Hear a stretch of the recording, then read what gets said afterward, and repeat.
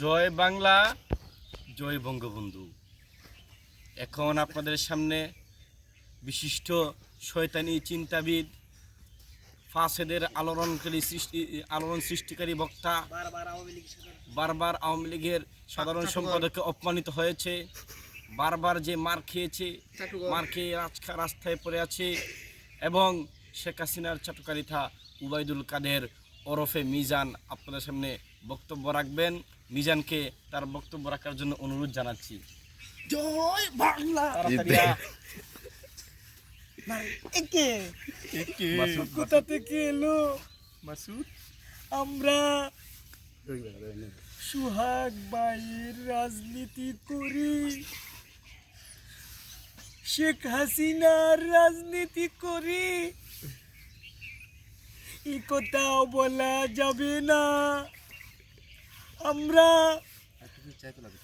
বঙ্গবন্ধুর রাজনীতি করি। জ্বালা রে জ্বালা, অন্তর জ্বালা, পদ্মা সেতু কিন্তু হয়ে গেল, ন্যাচুরাল হয়ে গেল। সবাই আনন্দ উল্লাস করে, কিন্তু বিএনপির মুখে হাসি নাই। তারা আমাদেরকে বলে আমরা নাকি পদ্মা সেতু করতে অক্ষম। আমাদের মাননীয় প্রধানমন্ত্রী শেখ হাসিনা দেখিয়ে দিয়েছেন যে কিভাবে পদ্মা সেতু করতে হয়। আমরা রাজনীতির জন্য জীবন দিতে পারি।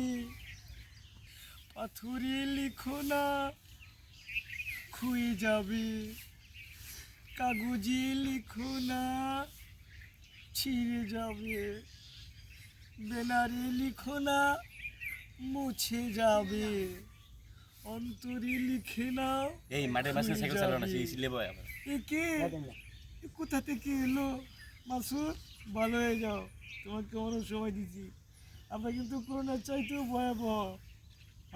আপনারা পালালেন কেন? আমরা পালাই নাই। আপনারা কোথায় গিয়েছেন? আমরা কিন্তু এখনো বাংলাদেশে আছি, তো ঠাকুরগাঁয়ের বাড়িতে। কোথায়? আপনাদেরকে তো দেখা যায় না। শেখ হাসিনার গোপালগঞ্জে আমরা এখনো লুকায়িত আছি। মির্জা ফখরুল সাহেবের বাড়িতে মাঝে মধ্যে আমি যাই। আমরা পালাই না, আমরা পালানোর জাতি না। আপনাকে কেন কাউয়া কাদির বলা হয়? আমি জানি আমাকে লোকে কৌয়া কাদির বলে, কেন? আমার কষ্ট হয়, কিন্তু আমি কিছু বলতে পারি না। তাহলে আপনি কি আসলেই কাউয়া কাদির? না, আমি তো ওবায়দুল কাদির। তো আপনাকে কেন সেপুদা এত বড় গালি দেয়? স্মার্ট বাংলা